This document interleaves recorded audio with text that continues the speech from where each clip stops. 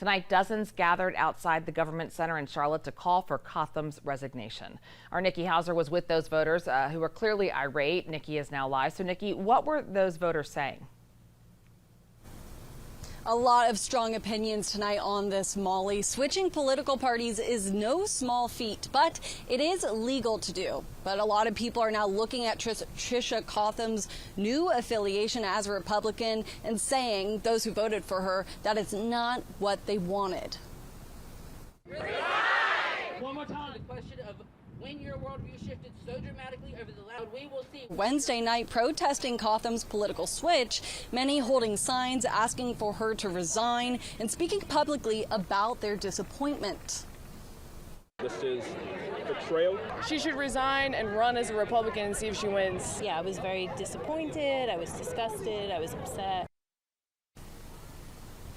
Meantime, in Mint Hill, the area she represents, we talked with some who voted her into legislature. While some told us they sympathize with feeling let down, others already registered as Republican say they celebrate her switch as a win.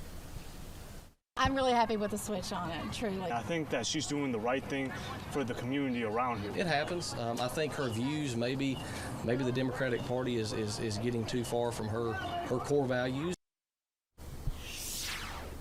Now, Cotham started her current term in this January, which means she'll be up for re-election come 2024. Molly, back to you.